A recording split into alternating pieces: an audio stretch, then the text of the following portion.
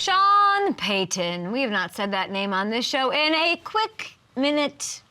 He might go to the Derby, too. We're manifesting that. He, Ian Rappaport, Aaron Rodgers, Tom Brady, all probably going to be there. And so is our show. We're very excited about that. But Sean Payton might not go to the Derby because he has so much to do. Lots of Post-it notes all over his computer because he has a to-do list with his new team, the Broncos. I'm sorry, I keep getting people calling me. My mom's calling me in the middle of the show for my birthday. Thanks, Mom. Thanks for watching. He's got a big task in front of him, inheriting Russell Wilson. What is Russell Wilson coming off the roughest season of his career with some doubting that his best days are in the rearview mirror. So clearly Coach Payton doesn't believe that he, because he wouldn't have taken the job, of course, but I still wonder what it's going to take to get Russell back on track, and that's why we have Matt Hamilton for another... That intro was way too long, by the way. Hammer time! Oh, what is this I mean, song? you know, talking...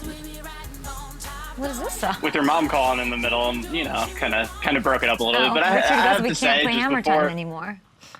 Yeah. Okay, I'm leaving. But before we get into that,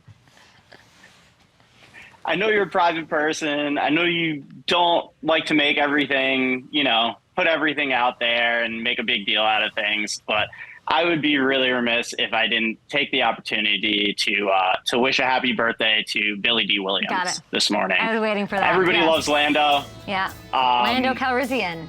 Hello. Superstar. Yeah. You cannot love Lando. So happy birthday, Billy D. We love you, and we appreciate you so much. You 86 years young. Yeah.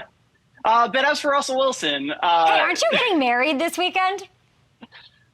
Yes, I am on Saturday. Excited. Very Good luck excited. with that. All right, continue. Thank you. Tell me, listen, Sean Payton, listen, really quick. We are going to the Derby. I did ask Mr. Sean Payton if he could go to the Derby, but he does have his hands full. I've talked a lot about how he's such a renegade, such like a hard-ass kind of a guy, and Russell Wilson is not that. So that is a reality show in the making. You might cast them into White Lotus Season 3 in Thailand, those two together. But when it comes to on the field, what is the key to getting Russ back to the guy that we know he can be, young, durable, and a champion? Yeah, so I think when you go back through Russell's career, what's made him so successful and when he's always been at his best is when he has a strong run game and is able to take shots off of play action. And when you look at the Broncos last year, they were just 19th in run percentage when it came to running the ball, 21st in run offense. And when there was play action, like defenses really weren't worried about it at all. They weren't threatened by the run game. And Russell wasn't able to do what he does best. So when you look at the tape from last year, you'll see the Broncos are in 12 personnel, run heavy set, but they're going to run 4 verts out of it. No play action here. And watch what happens with the Jaguars linebackers. The ball's barely even in Russell's hands, and they are bailing out of the box. They are not worried about the run game at all. What that allows them to do is take away these seams. So Russell's really left with only one option here, and it's to try to throw that whole shot against cover 2, drive that ball in.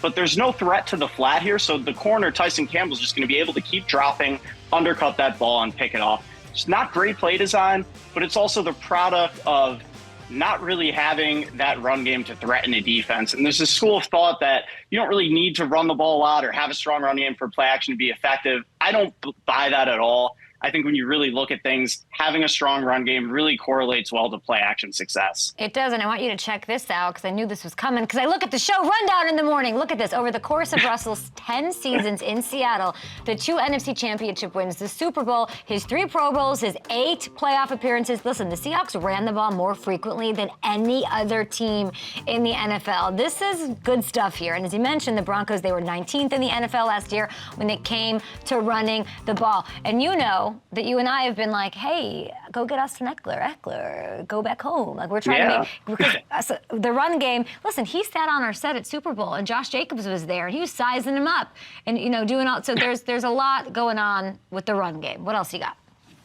Yeah, and when you look at how the commitment to the run and play action has benefited Russ in the past, you really see it. Let's look at this next play. Right. When he was with Seattle in 2017, also happens to be against the Jaguars.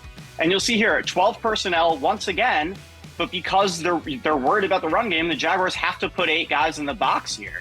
And you'll see once the play fake happens to Chris Carson, they're going to sneak Doug Baldwin back in that soft spot in the zone. But watch how everyone reacts with that play fake. Everybody's coming up. All eyes are in the backfield. and you'll see that soft spot created that Doug Baldwin's just going to be able to sneak into there. And then this is where Russell goes to work. He's so precise. He's so good picking apart defenses off of these play fakes. Just throws a perfect ball to Baldwin for the touchdown. And to tie all this together, I want to pull up the best play action passers of the next gen stats era. Oh. Spanning Russell's time in Seattle. And you see Russell there at number 4. He's as good as it gets. But look who's number 1. Drew Brees. And I know he's a Hall of Fame quarterback. Well he's done. One of the best to ever do it. But it was also a product of Sean Payton's system and Sean Payton's play design. He's as good at drawing up things off of play action as there is. And I think it's going to be a perfect pairing in Denver. Damn, was that your best hammer time? That was good.